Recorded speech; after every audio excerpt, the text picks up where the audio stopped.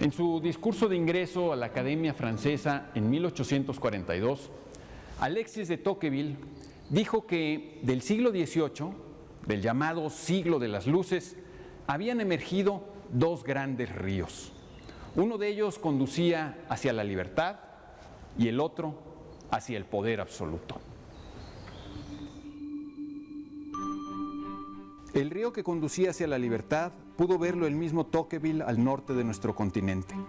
El gobierno de Francia lo envió a estudiar las penitenciarías de Estados Unidos, pero él prefirió concentrarse en los hábitos y los arreglos institucionales que han garantizado la libertad en dicha nación. Sus observaciones se erigieron en un libro clásico, La democracia en América.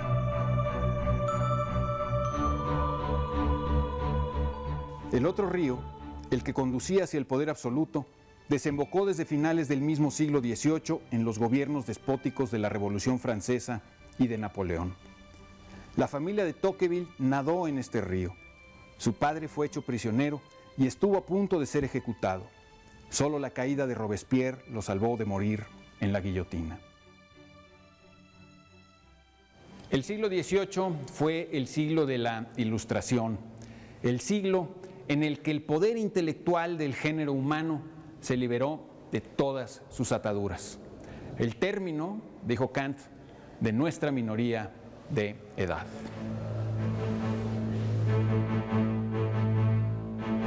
Los grandes intelectuales de siglos anteriores habían sido religiosos. Se habían sentido siempre bajo la tutela de un ser superior y eran conscientes de haber heredado una tradición que se remontaba a Homero, a Grecia, a Roma y a las palabras de Jesucristo. Pero, a partir del siglo XVIII, muchos intelectuales decidieron romper con la tradición y ensayaron, por vez primera, una libertad mental que aspiraba a romper sus vínculos y sus deudas con el pasado.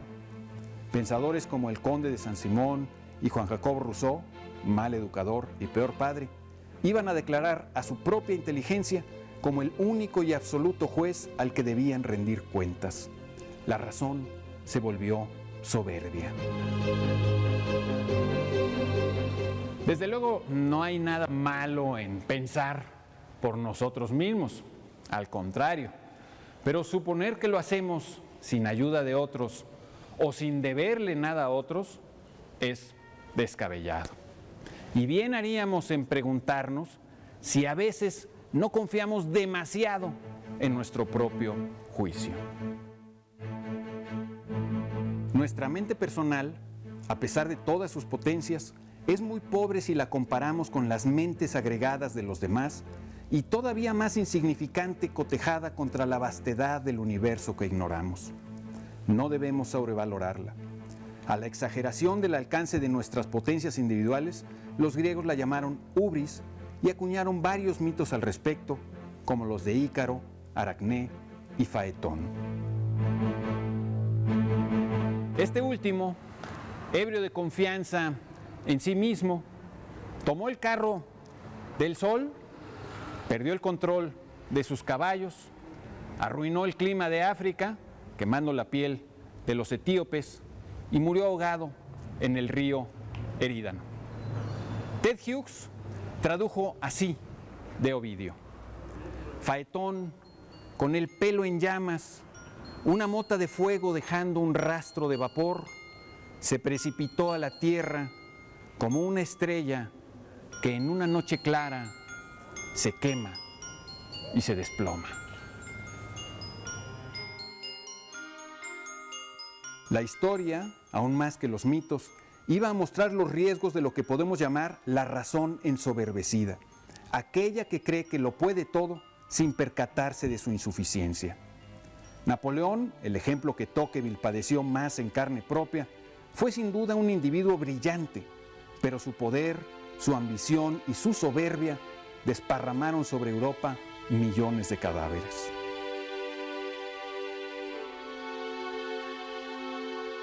Monarquías absolutas, dictaduras o regímenes comunistas solo son variaciones de una misma forma de organización política que consiste en concentrar el poder en un dirigente dueño de una razón ensoberbecida.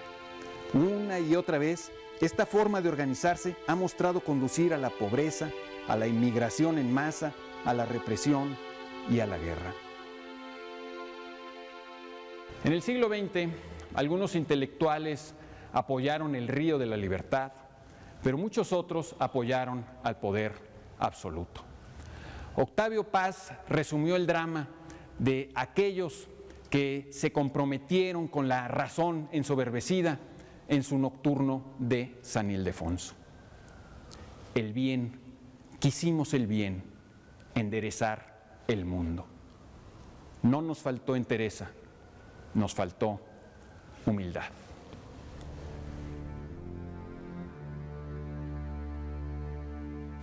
Pongo un ejemplo trágico. En 1958, en el apogeo de su poder, Mao Zedong ordenó a los chinos luchar contra los gorriones. Sí, contra los gorriones, una de las 4 plagas que, según él, asolaban al campo y mermaban las cosechas. El gobierno ofreció recompensas a quienes entregaran más gorriones muertos y se ordenó luchar contra estas aves incluso con palos y trompetas para impedir que se posaran en los árboles y así matarlas de cansancio.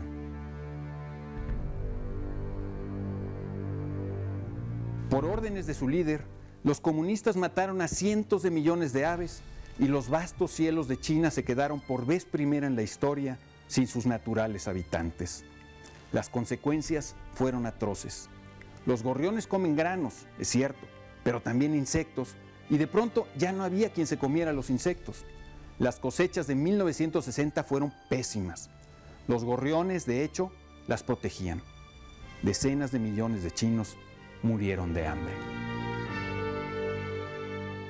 Habría sido imposible que a todos los campesinos chinos se les ocurriera al mismo tiempo una estupidez tan grande como la de matar a los gorriones. Pero Mao, que era tan culto como arrogante, les impuso su razón. Cuando la gente común no puede tomar sus propias decisiones, porque éstas les son impuestas desde arriba por un líder con más poder, más títulos, más presupuesto, las cosas nunca salen bien.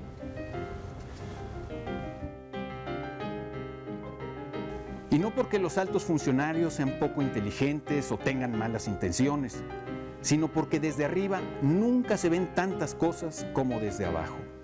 Problemas básicos como qué hacer para vivir o cómo hablar para entendernos son resueltos más eficazmente cuando cada uno de nosotros atiende a sus propios asuntos e intereses.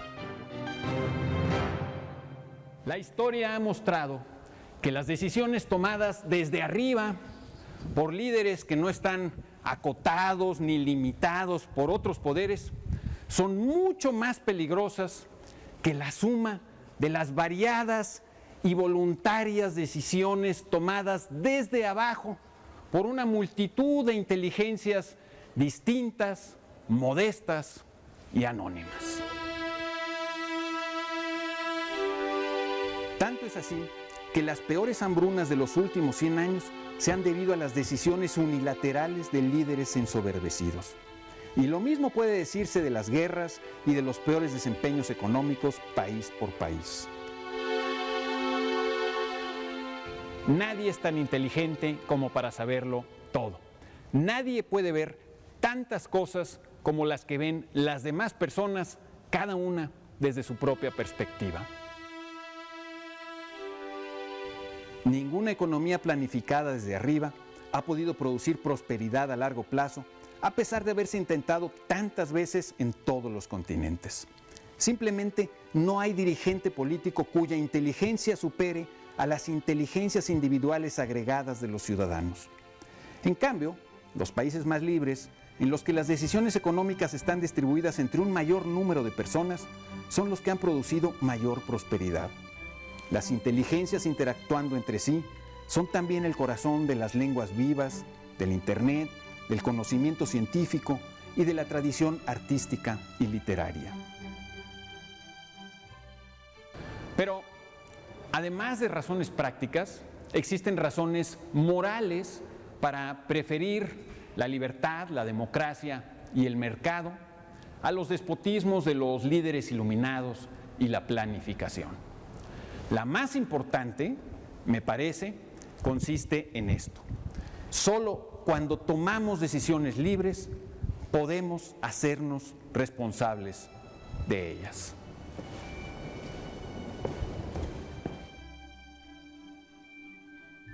En la medida en que un Estado nos impide tomar decisiones, también nos impide crecer moralmente, pues la libertad y la moralidad son inseparables.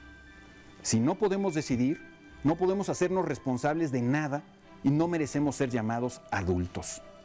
En cambio, si queremos acumular experiencia y aprender cosas importantes, debemos ser suficientemente libres como para poder incluso equivocarnos y así aprender de nuestros aciertos y de nuestros errores. Para terminar, volvamos a los dos ríos emergentes del siglo XVIII de los que hablaba Tocqueville. En su libro La lucha por la dignidad, que debería ser bastante más leído, José Antonio Marina y María de la Válgoma apuntan a una diferencia esencial entre las revoluciones de Estados Unidos y de Francia. Los americanos desconfiaban del poder. Los franceses desconfiaban del rey, pero confiaban en el poder. Y por eso sustituyeron el absolutismo del soberano por un absolutismo de la soberanía popular.